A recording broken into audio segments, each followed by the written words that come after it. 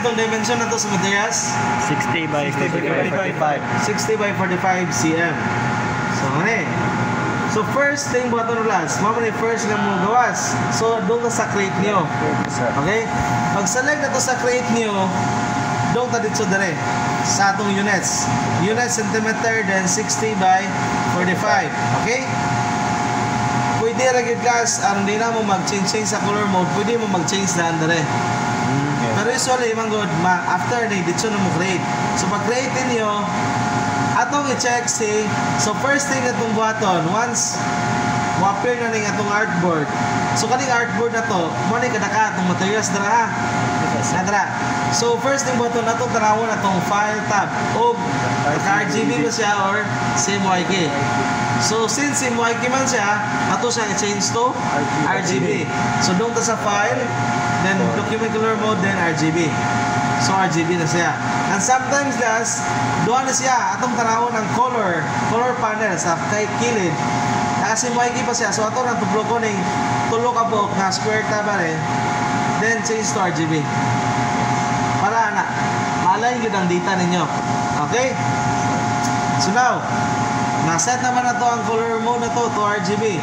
So, for example, class, natay cutting na 4x4 cm, then natay outline inside na circle, then natay engrave na ito, kung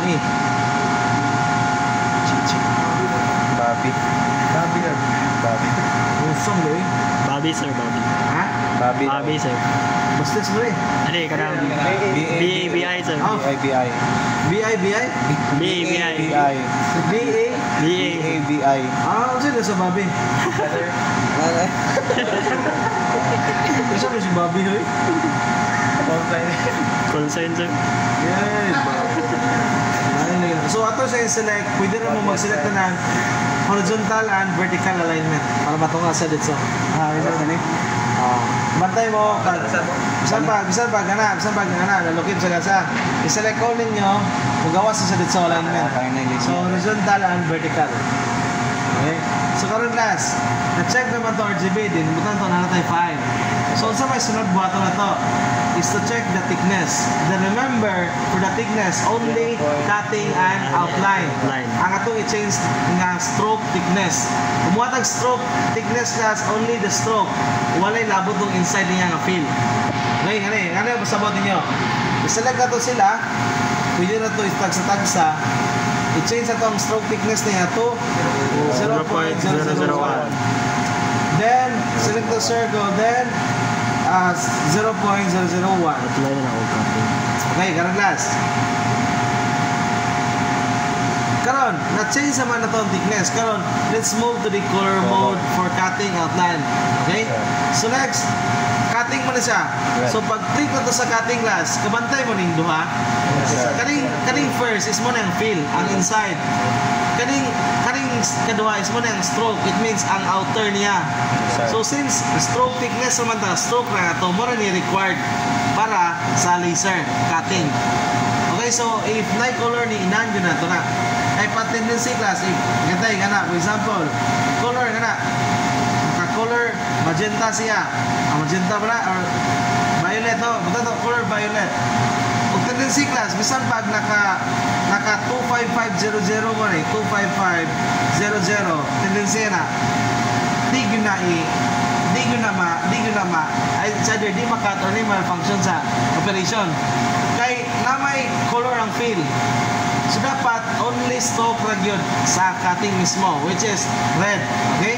So every time na color si fill, ato gyud ang inan for cutting outline. So inan na to, doon ta sa stroke, then it's either mag-double click mo, mag-25500 or ano mo mag-set up sa kilid if naana na siya. 255 then 00. Enter. So now, let's move to blue. So save sa blue. Kabantay mo na yung fill. Inana to na siya. Then, click na to na. Para musaka siya. It means mo na itong function. Then, double click ta. Then, let's set to, say color. 00, then 255. Then, enter. Now, let's say for the engrave is engrave, wala tayo ilabdan. Okay? So pasagdaan na to kay all black na nasa yung file, automatic i-engrave niya. Okay? So karon class, okay naman sa tong file tanan. So sa ba itong sunod buhaton? Dili pa ta maka-print niya. After ni okay na yung file, mo print man ta. Pero dili pa ta maka-print. Ngano man, ato pa mang tanawon ni pasang bakante ato. Kabantay mo mamo na itong artboard. So mo na itong materials. So pasabot ato ni isaka o kani atong o buhok pa ni siya, patakat ang butangan ni possible maigugit siya. So ato yung butangas nga dali ta mo sumpay. Ari. Butan to ari tong sumpay ha. So atong sakdo ng X and Y niya. Lamay sakto na so. I think sobra ang 36. No, hindi siya may go. 30, pwede na masuntag 36 by 2. As long as di may go yung X. Ang X yung 36 man. So, ilapos na siya, diba? Sakto, 36. 36 ang 2 kay dali man ang 2. It means natry gabot yung points. Ani, natry kay 36 ang X and Y niya.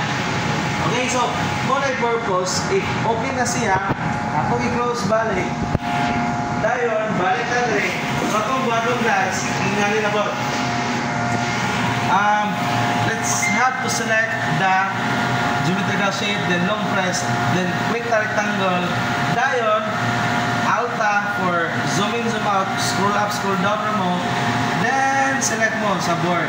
Then, ito, 36 by 2. So, pag select ka na, click mo selection tool. Dayon, i-move ninyo corner. Ang inyuhang rectangle. Yun naman, after na, select ninyo na inyuhang file. Yung ginama, i-move ninyo direct. Zoom in ninyo, then i-move siya.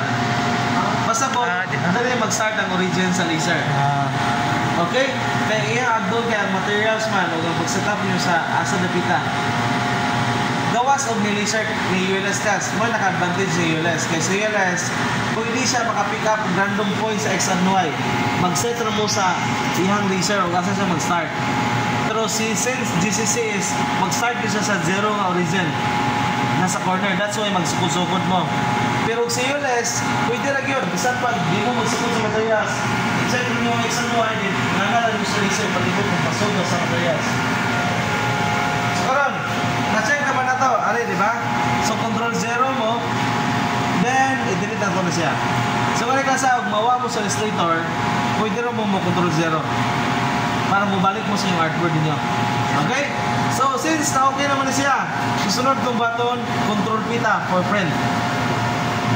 Pag control P na to, check always nga naka-hybrid yung printer.